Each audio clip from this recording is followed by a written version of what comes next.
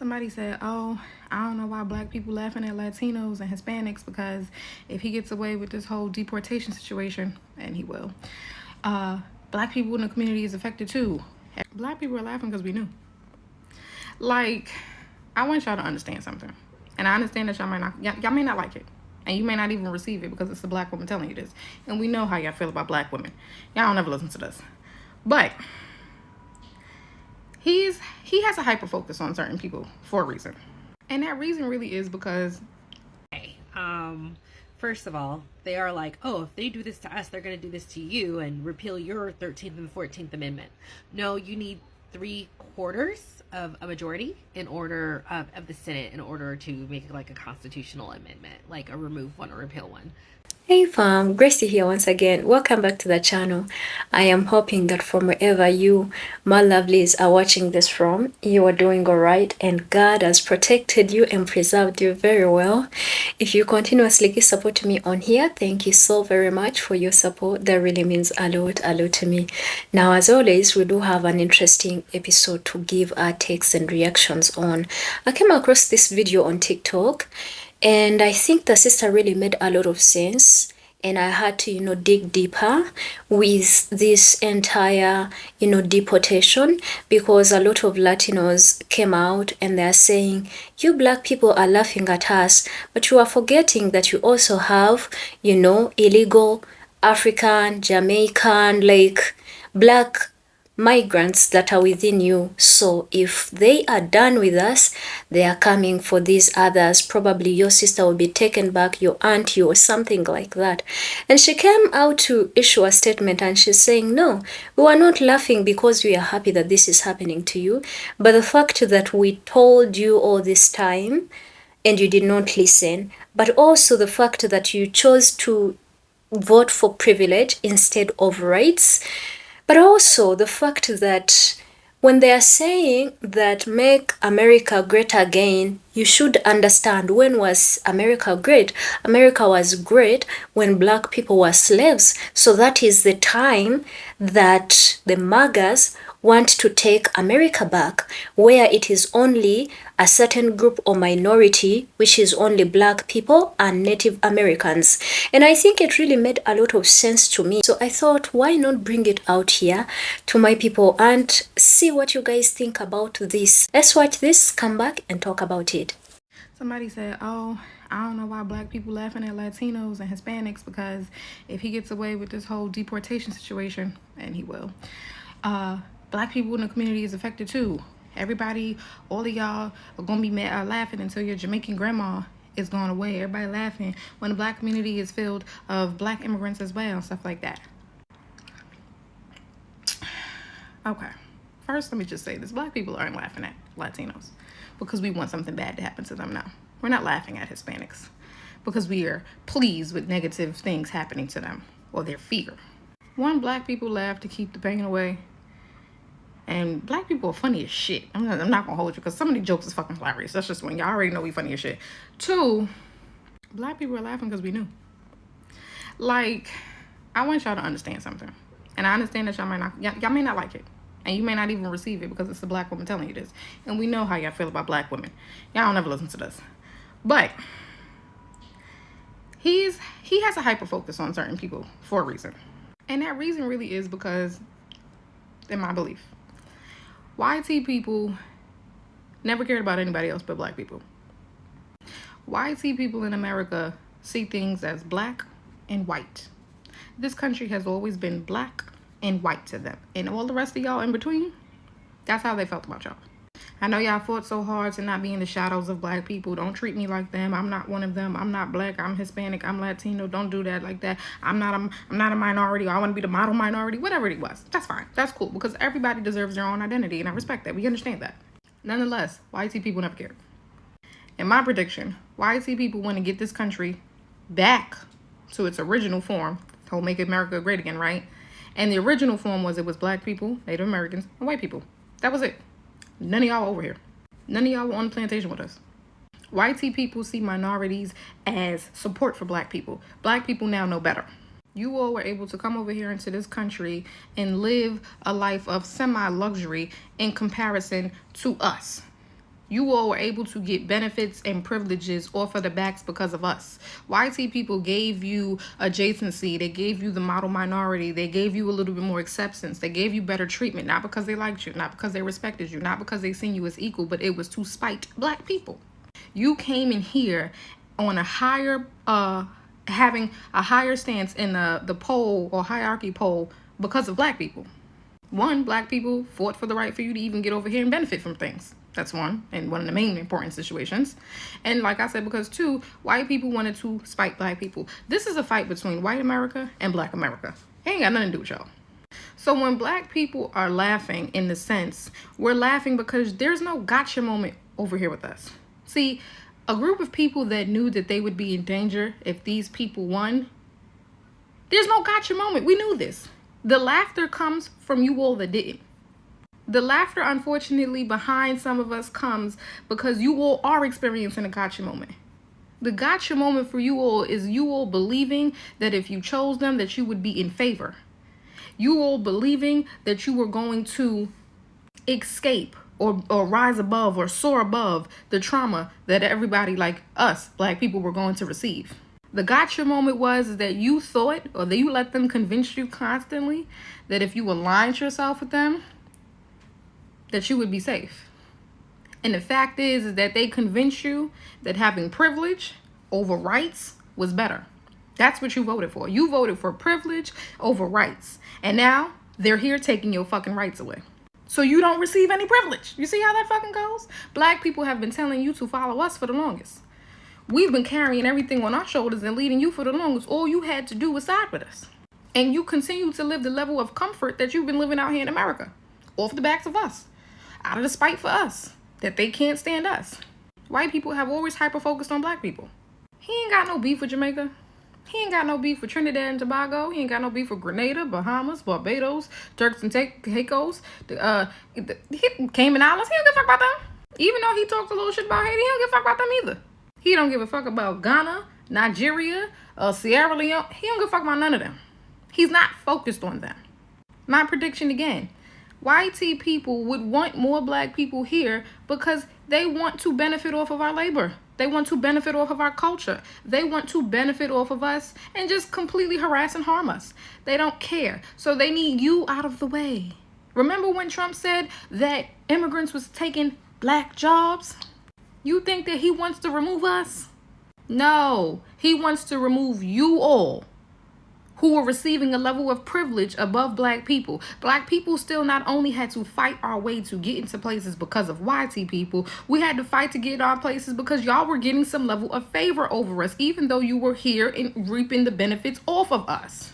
So now, not only do they not have to go in competition with the model minority Asian, not only do they have to not go in competition with the Latino, not only do they not have to go into competition with the Middle Eastern, they only have to go into competition with us black people. And if they are majority in the power, you already know what they're going to do.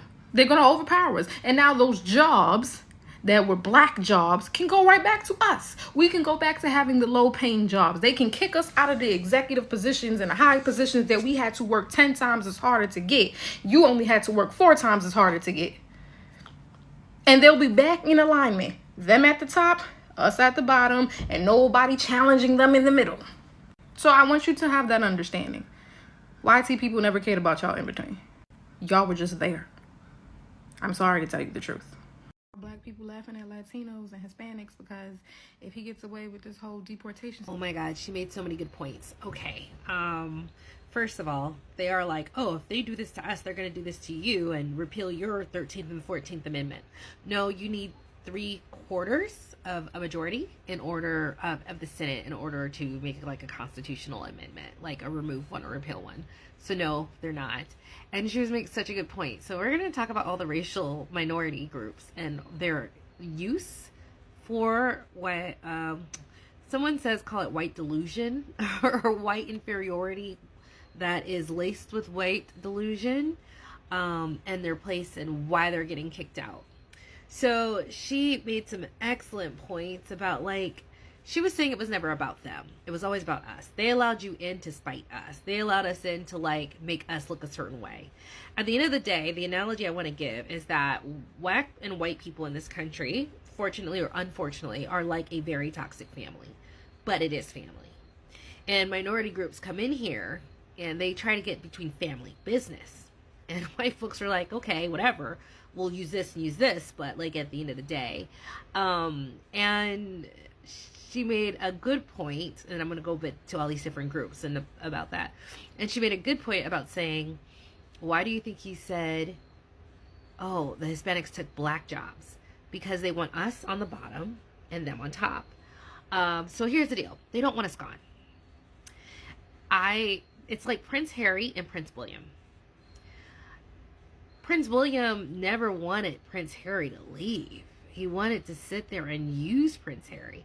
He wanted Prince Harry's charm, black community's charisma and cultural influence. He wanted his looks and all of that, his attractiveness, black American athletes, our athleticism, our talent. But they also wanted to use Harry as Prince Harry to feed him to the press when they wanted to look good, right? So use the good parts, but also use them as a sacrificial lamb and a punching bag as needed.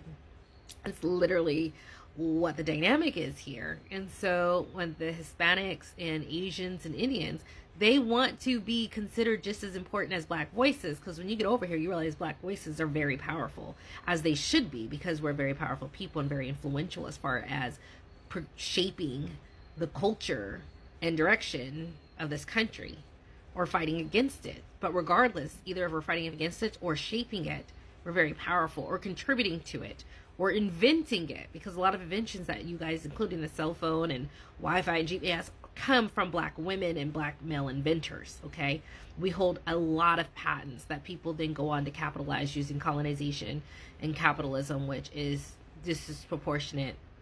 We don't always have the capital to take our patents to go further, right? And so we're very important to the status of white Americans as Americans. Everything that we contribute culturally that is positive, that is contributed to America, comes from black America. They're aware of us. They just want us to be a punching bag and stay in our places. These other minority groups came in, right, based off the back of labor that we did for equality, and they got a little bit of treatment. But what happened? All of a sudden, these H-1B visa Indian descended IT techs are taking all these white male jobs, Caucasian male jobs. All these Asian kids with their hyper focus on education are pushing Caucasian students out of schools. Hispanic contractors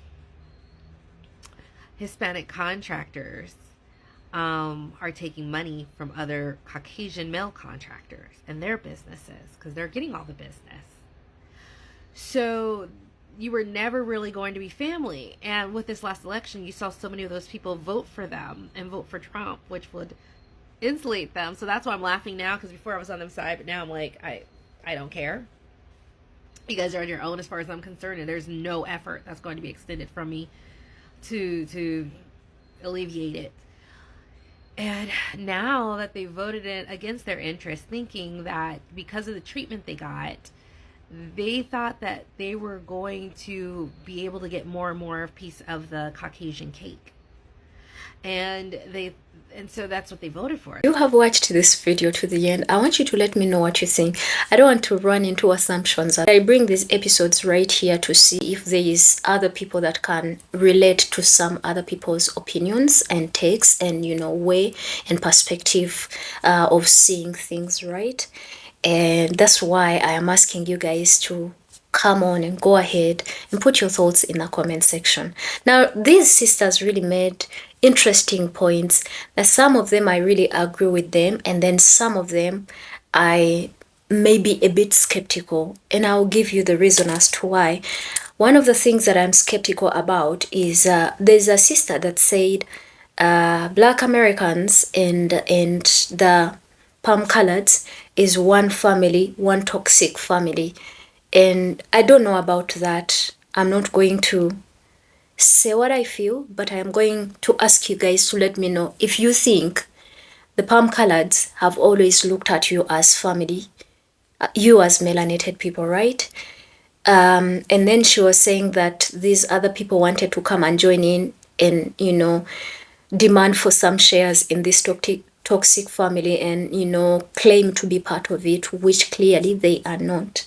But I think let's not go there yet. Like I said, you guys are going to give me thoughts of what you think, whether melanated people are looked at as family. According to the things that I see on the internet, sometimes it really does not reflect, does not come off like it's one family.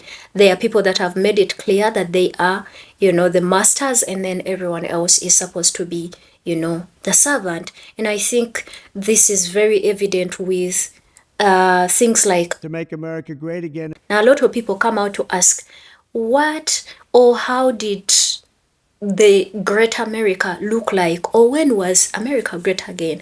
Now, that was the time when, of course, black people were slaves, right? They were working and building this multi-billionaire empire for the palm coloreds, right?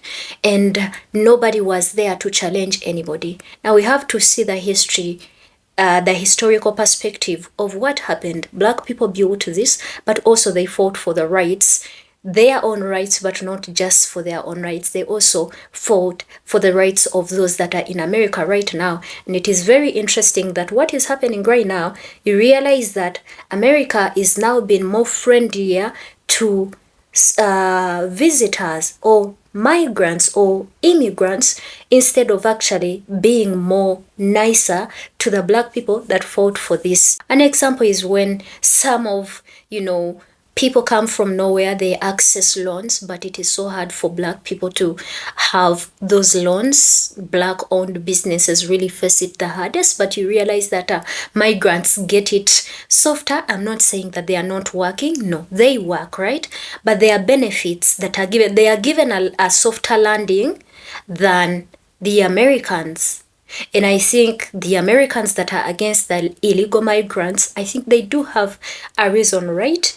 But we also have to look at the obsession. We don't need to forget the fact that there's this big obsession of now, all of a sudden, this administration wants not only to get rid of illegal but also legal migrants. In the previous videos, there's a sister that came out in one of my videos and said that it's not going to be possible for the government to strip off citizenship of the people that are already citizens, right? And I had a lot of you come in the comment section saying that it is very possible. It's a matter of, you know, shifting and twisting a bit of the constitution, and that will happen and they will strip that one off. So we would have been like, okay, it's all right for you to deal with the illegals, but what about the legal ones? Why do you want to get rid of them? And now that is where the points of our sisters are coming in right here, that they want to have one group of people they can deal with, which drives me to some of the things that I thought about. Are these people confused? Are these people thinking that now other groups of people have come in and they are acting uppity and super entitled and they are asking for too much, right? You have the Asians asking for too much, you have the Indians asking for too much, you have literally everyone that is asking for too much. So do you think they want to head into that period where it's only one group of people because it is easy to manage them, right? Or maybe they are thinking about the fact that, you know, we are giving out a lot of our money and we are becoming bankrupt. Or it is the theory that they are going to be replaced because it is believed, they think that the Latinos are out producing them and they are going to replace them. That can be another way of looking at things. I feel like they are tired of the competition, right? This competition is too tight. They allowed this, but the competition is too tight, that the same migrants are also, you know, competing for the same jobs that the palm coloreds have been doing. So some of their people do not even have jobs as well. And I think it is very evident with some of the videos that we have seen. Some palm colored people are now coming out to cry on the internet because they think things are hard, right? Things back then, I think they used to be like on a silver platter, but right now everyone has to work and earn whatever they need to earn, except for the few rich, you know, palm coloreds, which of course not all palm coloreds are rich, right? So that competition where these people are taking up these jobs, I think that is something else. But also, is it I don't know, you guys are going to let me know, is it like it's so easy to squeeze black people because the numbers are too small, because the palm coloreds are going to outnumber them and they will squeeze their nose, right? Are they looking for that period? Because yes, clearly we see that black people are one of the most hardworking people, but they are not going to go for the BS of being paid less, which I think some of the sisters said that once the migrants leave, right, then black people are going to go back to being paid little money, right, little wages. There's something that I noted, that the divide and rule era is kinda coming to an end, where you divide people by spreading propaganda and lies and stereotypes against each other. You tell lies against, you know, each group differently to make sure the other one hates. And I think a lot of these people, even the migrants, the legal and illegal ones, have started realizing that I think we have a certain common enemy, right? And I think when time comes and people wake up and realize we have one common enemy to fight, then it's not going to be good on the side of the oppressor. So they are choosing another tactic. And this is what I am thinking. Do you think they are trying now to isolate instead of dividing? They want to isolate a certain group of people so that they can oppress it nicely. For example, if they are saying they have to get rid of everybody else, that means they are going to isolate black people, which means they are going to fight alone. And we all know that in terms of numbers, black people are not as much as who? The palm coloreds. And when it comes to the natives, I don't know what they did to them, but I think they managed to neutralize them, as much as they are also still fighting. But I feel like whether the natives and melanated people come together, I feel like there will still be such a small number. They will be outnumbered. So what is this obsession with making sure that we have to get rid of these people? We don't want them here anymore. And what is the picture of how America is going to look like? Like I said, this entire belief that this cannot be done, that migrants cannot be gotten rid of, I think a lot of you can believe that it is very possible. How is this going to leave America? Is this going to leave America as still the country that has majority or the superiors as the palm colored, and then the minorities as the, you know, the melanated people? For me, I don't know, but I think it really made a lot of sense. And I'm wondering if someone thinks like I do think. Do you think that the palm-colored people, the reason as to why they don't want to get rid of you, melanated people, is because, you know, is because you are part of their family? Do you think they see you as family? Do you think that it's because they are tired and fed up of competition between the different groups? Do you think they, you know, it's just for genuine reasons? Because part of it, it has genuine reasons behind, but also I think it's kind of twisted and fishy a little bit. And you guys are going to let me know what you think in the comment section. Please subscribe to the channel if you have not, and consider joining my membership program so that, you know, you become part of the growth of this channel. And I'll definitely see you in another amazing video. Until then, my name is Gracie and I love you. Peace.